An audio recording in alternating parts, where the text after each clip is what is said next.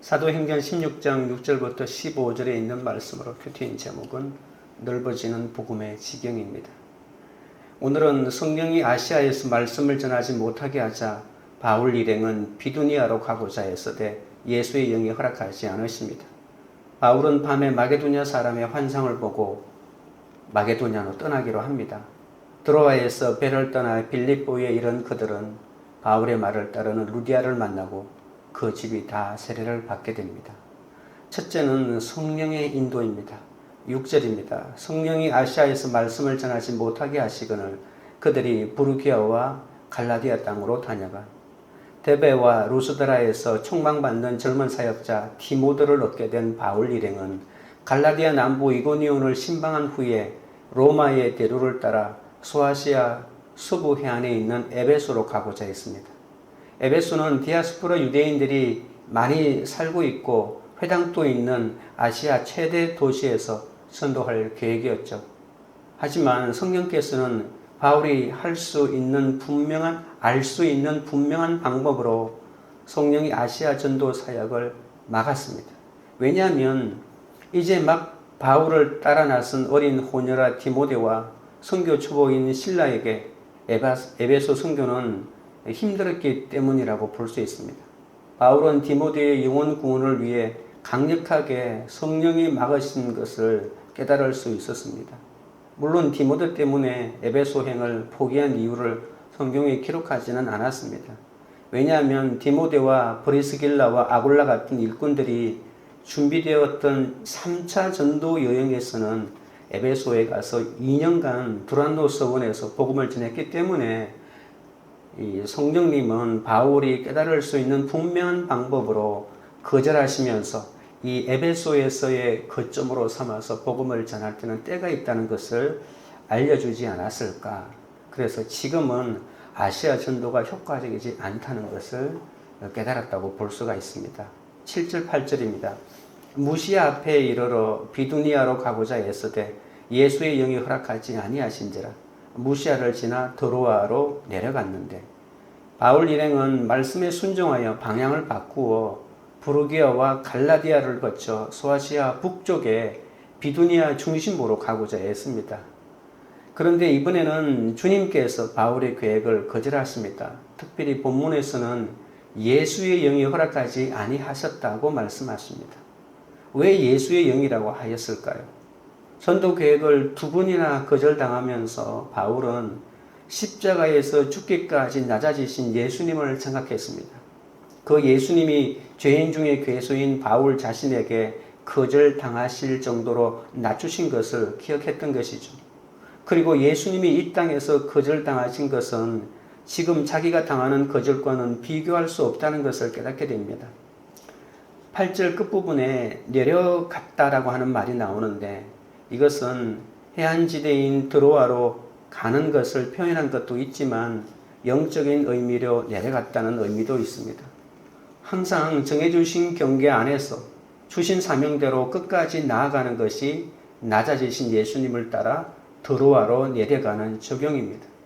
예수님을 따라 바울이 낮아진 이유와 구체적인 적용이 성경에는 기록되어 있지 않습니다. 왜 그럴까요? 아시아와 비두니아라는 지명은 베드로전서 1장 1절에서 딱 한 번 함께 나옵니다. 베드로가 이 지역에서 전도했다는 성경 기록은 없지만 오순절 성령 강림 때 예루살렘을 방문했다가 베드로의 설교를 듣고 주님께 돌아온 후에 흩어진 사람들이 이곳에 분명 있었을 것입니다. 이런 기록으로 미루어 볼 때 이곳 넓은 지역은 흩어진 교회들의 어떤 아마도 수석사도 베드로의 군의를 직간접적으로 다 인정하고 있었다는 것을 짐작할 수가 있겠죠. 바울은 로마서 15장 19절에서 21절에서 보면 전도에 관한 중요한 원칙을 말하는데 바로 남의 터 위에 건축하지 않는 것이다 라고 하는 것이었죠.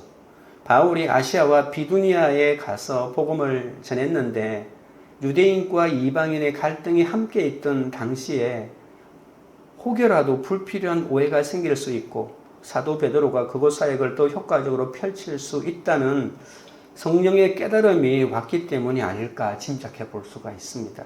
그렇지만 3차 전도 여행 때는 바울이 그곳에 가서 가르친 것을 보면 그때는 베드로와 긴장 관계도 어느 정도 해소되었고 선교에서 네트 또는 나메트라고 하는 이 진부한 개념도 바뀌지 않았을까 생각해 봅니다. 그러므로 바울이 아시아와 비두니아에 가지 않은 것은 순종인 동시에 아주 낮아지는 적용이지.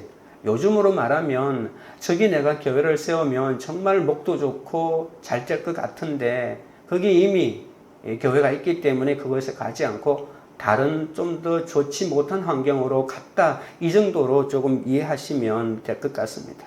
저기 가면 많은 열매를 거둘 수 있을지 모르겠지만 지금 어느 정도 베드로의 영향력이 미치고 있는 그곳에 가서 지금 아직까지 앙금이 다 사라지지 않은 상황에서 그곳에서 공격적인 선교를 하기 힘들 것 같아서 방향을 바꾸어가지고 아무도 가지 않는 곳으로 성령이 인도하시는 것이 아닌가라고 짐작했다는 거죠.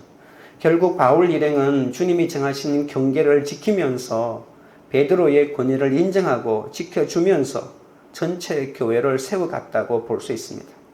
이렇게 선한 목적으로 나아간다고 해도 성령이 허락하지 않으신다면 그때는 내 계획을 내려놓아야 합니다. 성령이 서쪽과 북쪽을 막으시면 바울처럼 북서쪽에 드로아로 가야 하는 거죠. 지금 질문 드립니다. 말씀을 전하고 하나님 나라를 섬기고자 어떤 계획을 세웠습니까? 선한 목적으로 하려는 것임에도 성령이 막으신 적이 있습니까? 성령이 막으실 때 나는 어떻게 반응합니까? 둘째는 마게도냐 환상입니다. 9절입니다. 밤에 환상이 바울에게 보이니 마게도냐 사람 하나가 서서 그에게 청하여 이르되 마게도냐로 건너와서 우리를 도우라 하거늘. 성령이 바울 일행의 계획을 막으시자 갖은 고난과 어려움을 무릅쓰고 힘든 적용으로 드로아에 도착해보니 사방이 막힌 바다만 있을 뿐 더 갈 곳이 없었습니다. 바울은 이제 말을 그치고 하나님을 잠잠히 기다립니다. 모든 것이 막힌 칠흑 같은 밤이었는데 그 밤에 하나님의 음성이 들리기에 그 밤은 축복의 밤이 되었습니다. 어둠이 짙게 깔린 이 두려운 이 상황에 창세기 15장 1절에서 아브라함이 두려운 중에 환상을 보았고 또 창세기 46장 2절에 야곱에게 이상으로 보여주신 것처럼 오늘 바울에게 같은 단어인 이 환상으로 보여주었습니다. 이처럼 사방이 막힌 드로아는 하나님께서 모든 것을 막으신 땅이 아니라 구원을 위해 바다가 활짝 열린 그런 땅이었습니다. 바다라는 장애를 넘어 한 번도 생각하지 못했던 서쪽 유럽으로 보내시는 이 부르심의 땅인 것이죠. 그때까지 우리가 할 일은 순종밖에 없습니다. 여러 문화권을 이해할 수 있고 언어가 가능한 디모데와 실라를 이미 보여주신 상황에서 성령과 예수의 영이 막아도 바울이 깨닫지 못하니까 하나님께서 내 눈에 보이는 나를 절실히 필요로 하는 한 사람의 모습으로 찾아오신 것입니다. 성령이 막으시고 예수의 영이 허락하지 않으신 것이 바로 하나님의 뜻이고 감추어진 하나님의 경륜입니다. 바울이 마게도냐 사람의 환상을 본 후에 그 한 사람이 우리를 도와달라고 한 것이죠. 10절입니다. 바울이 그 환상을 보았을 때 우리가 곧 마게도냐로 떠나기를 힘쓰니 이는 하나님이 저 사람들에게 복음을 전하라고 우리를 부르신 줄로 인정함이르라. 이 10절에 보면 우리라고 하는 말이 두 번 나오죠. 그냥 나오는 것이 아니라 중요한 결정을 내리는 주체로서의 우리가 두 번 나온다는 것입니다. 이 우리 가운데 사도행전을 쓰고 있는 누가도 포함됩니다.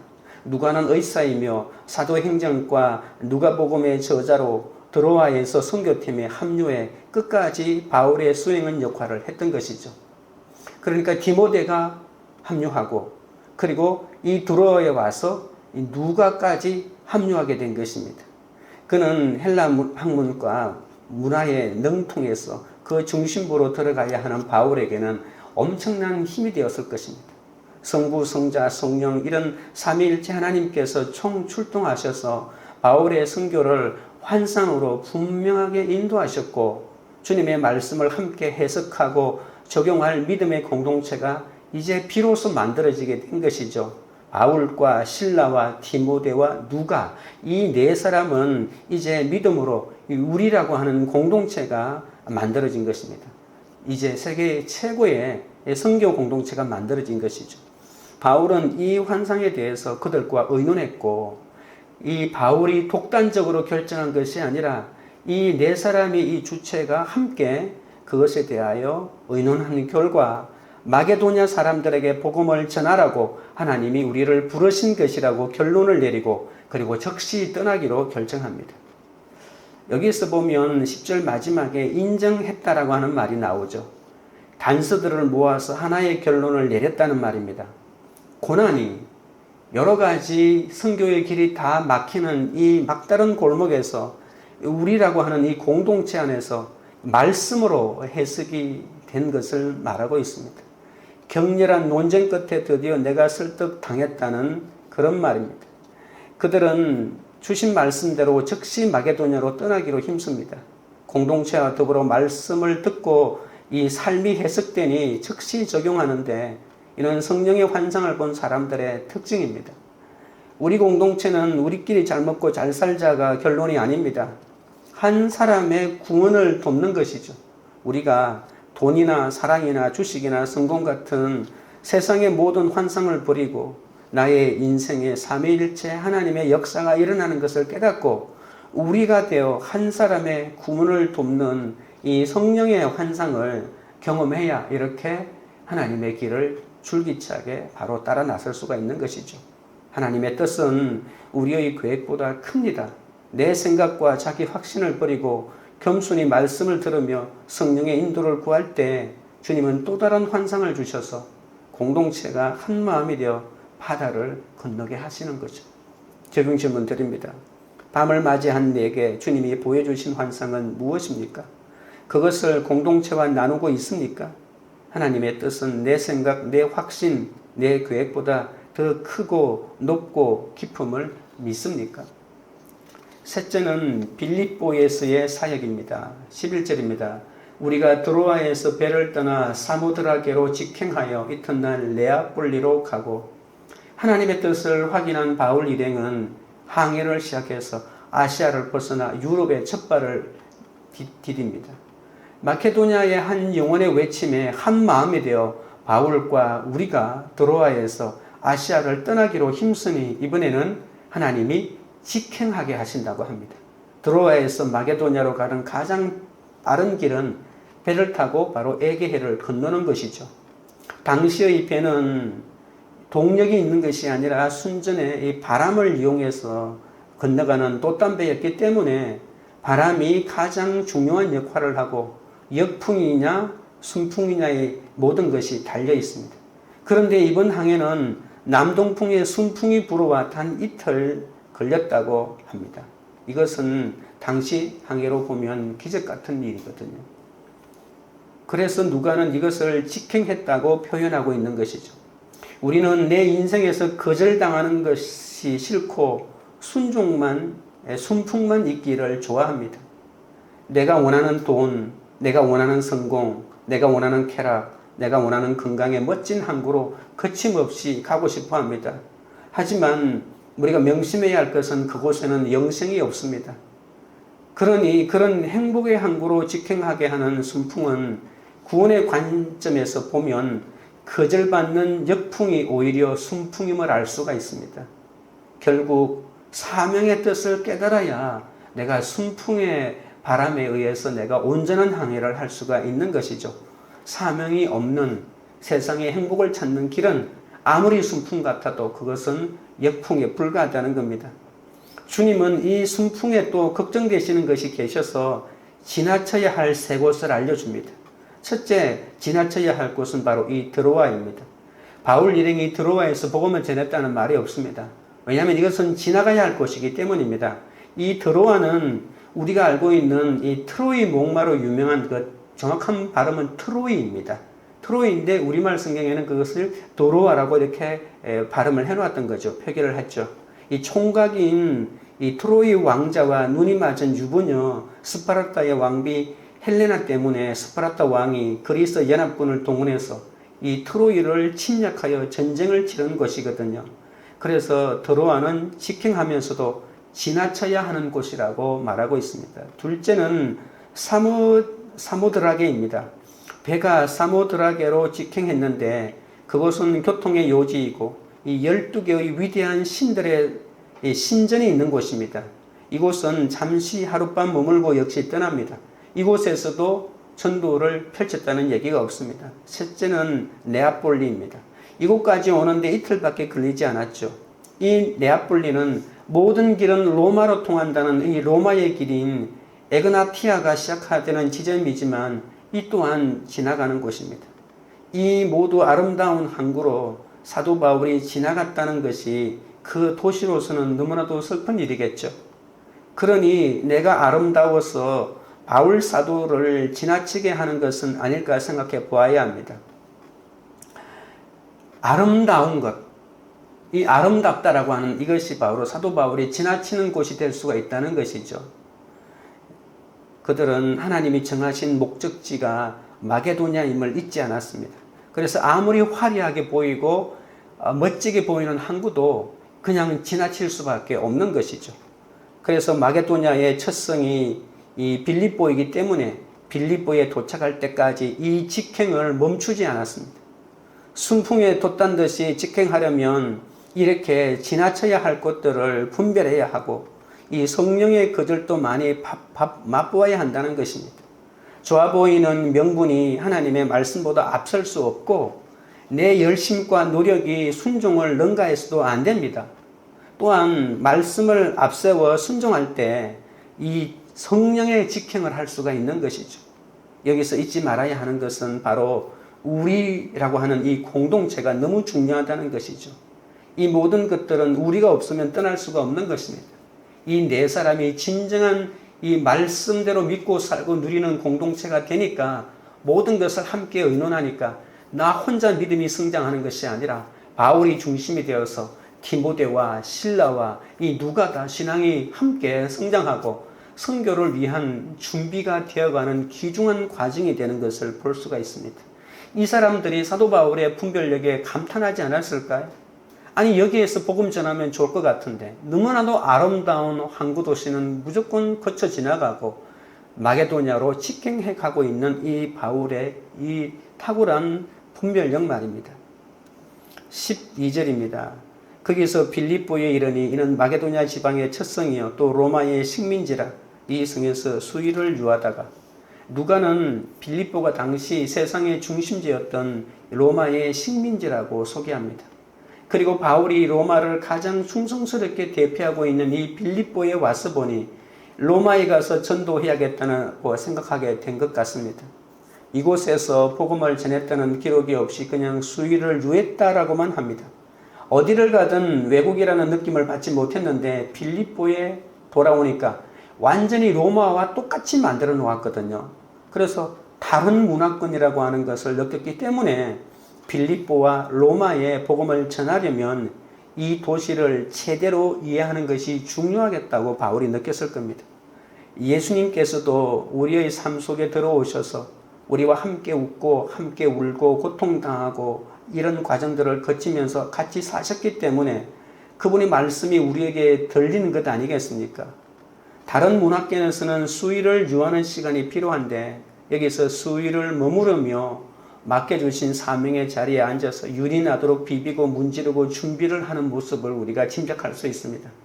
어떤 자리든 주님께서 맡기신 자리라면 그것을 떠나지 않고 잘 지키면서 유하는 것이 도리어 시간을 아끼는 직행의 비결이 있는 것입니다. 13절입니다. 안식일에 우리가 기도할 곳이 있을까 하여 문 밖 강가에 나가 거기 앉아서 모인 여자들에게 말하는데 빌립보는 농업과 상업의 중심지면서 바다와 육지 양쪽 통로에 있는 전략적인 거점이지만 안식일에 모일 회당이 없을 만큼 유대인이 적은 도시였습니다. 남자 유대인 10명이 있어야 회당을 지을 수가 있거든요. 마케도냐 환상을 보고 성령의 인도를 받아왔지만 빌립보는 바울 일행이 생각한 환경이 아니었습니다. 그래서 바울 일행은 기도하기 시작했죠. 기도하니까 말씀이 들리는 한 사람의 마음을 열어주시는 거죠. 바울은 무엇보다도 간절히 기도하고 싶었을 것입니다. 여러분, 기도하려고 내가 장소를 찾아 나서는 그것이 바로 이미 기도가 시작된 것입니다. 수일을 기다리면서 연구를 해보니 빌립보에는 유대인이 많지 않아서 회당이 없었던 것을 깨닫고, 회당 설립이 불가능한 곳에서는 유대인들이 손을 씻고 정결례를 행해야 하므로 기도처를 늘 강가에 마련해서 모이곤 했던 것이죠. 그래서 강가에 가면 혹시라도 몇 사람이 모여 있을 수가 있겠다라고 하는 것을 짐작한 것입니다. 그래서 강가에 가니까 마침 그곳에 여인들 몇 사람이 모여 앉아 있는 것입니다. 그들에게 드디어 처음으로 바울은 입을 열어서 복음을 전합니다. 마구잡이로 복음을 전한 것이 아니라 수일을 머물면서 곰곰이 생각하다가 이제 사람을 만나니까 이때가 바로 입을 열어 복음을 전할 때라고 성령께서 알려주신 것이겠죠. 그 사람의 문화를 이해하고 이 수일을 유하는 과정을 거쳐 그들의 눈높이와 언어와 문화와 이 사람의 귀에 들리도록 꼭 복음을 전할 수 있게 된 것이라고 볼 수가 있겠죠. 복음을 듣는 사람에 대한 공감과 이해가 있어야만이 그들에게 들리는 복음을 전할 수가 있는 것이죠. 이렇게 항상 구원을 생각하며 연구해야 합니다. 이때 내가 당한 수치와 고난의 사건이 약재료가 되어 빛을 발하는 것이죠. 눈물을 겪은 자만이 같은 고통을 당하는 사람의 마음에 공감하며 그 사람의 마음을 열 수가 있는 것입니다. 바울이 전하는 이 말씀을 루디아가 듣고 또 들었습니다. 그런데 다른 여자들은 그렇게 편안하게 이야기를 해주는데도 안 들리는 것을 보면 믿음은 하나님의 선물인 것을 알 수가 있습니다. 결국 그 루디아가 이 성령이 직행하는 바로 종착점이었던 것입니다. 성령이 계속 직행을 막 하는데 어디에 가서 머무르는가 봤더니 바로 이 루디아라고 하는 한 여인의 마음에 와서 멈추는 것입니다. 그런데 이 여인을 어떻게 만나게 하셨는가 하면 여전한 방식으로 안식일에 예배드리러 나온 여자 아닙니까? 말씀이 들리니까 마음을 열고 바울의 말을 따르게 된 것입니다. 그러니까 루디아는 생각하지 못한 한 사람이라는 것이죠. 여기로 건너와서 나를 도우라고 하는 사람이 바로 이 사람이었습니다. 자색 옷감 장사 루디아는 유럽 최초의 신자가 되고 그녀의 집은 빌립보 교회의 모태가 되었습니다. 14절 15절입니다. 두아디라시에 있는 자색 옷감 장사로서 하나님을 섬기는 루디아라 하는 한 여자가 말을 듣고 있을 때 주께서 그 마음을 열어 바울의 말을 따르게 하신지라. 그와 그 집이 다 세례를 받고 우리에게 청하여 이르되 만일 나를 주 믿는 자로 알거든 내 집에 들어와 유하라 하고 강권하여 머물게 하니라. 말씀이 들리면 마음이 열리고 마음이 열리면 집이 열리는 겁니다. 그런데 이렇게 마음이 열리니까 루디아와 그 집에 속한 모든 사람이 세례를 받고 구원을 받게 되었습니다. 집안 식구 전체가 믿으니 루디아가 바울 일행을 자기 집에 머물도록 강권합니다. 그 이유는 바울과 함께 예수님을 믿는 자가 되었기 때문에 그 마을에 한 사람이라도 더 구원하기 위해서 복음 전하는 이 사명에 동참하고 싶은, 동역자가 되고 싶은 마음이 생겼다고 볼 수가 있겠습니다. 자기 집에 며칠을 유하라고 하면 그 사람들이 며칠 유하면서 늘 이렇게 놀고 TV나 보고 뒹굴고 이렇게 할까요? 그 주위에 있는 사람들이 막 몰려오지 않을까요? 동네 사람이 소문을 듣고 막 몰려올 것입니다. 그래서 이 복음의 현장, 선교의 이 현장을 자기 집에서 제공해 주기 위한 것이죠. 그래서 이처럼 성령의 직행은 공고한 한 영혼이 말씀을 듣고 마음을 열고 집이 열려서 말씀의 동역자로 세워지는 데까지 나아가는 것이죠. 그래서 그 집이 바로 빌립보 교회가 된 것입니다. 참 놀라운 것은 사도 바울이 그렇게 가고 싶어 했던 아시아에 살던 루디아를 유럽에서 만나지 않았습니까? 그렇죠. 에베소 부근의 그 두아디라, 우리가 그 요한계시록에 나와 있는 7 교회 있잖아요. 그 두아디라라고 하는 그곳 출신이에요. 그런데 이 사도 바울이 원래는 에베소에 가고자 했잖아요. 에베소 갔으면 거기서 만나는 게 아니라 이 아시아의 두아디라 출신의 이 여인을 유럽에 와서 만났다고 하는 사실입니다. 하나님의 세팅입니다. 거절하심에 순종하여 구원을 위해 십자가를 지고 가다 보면 만날 사람을 다 이렇게 만나게 하시는 겁니다.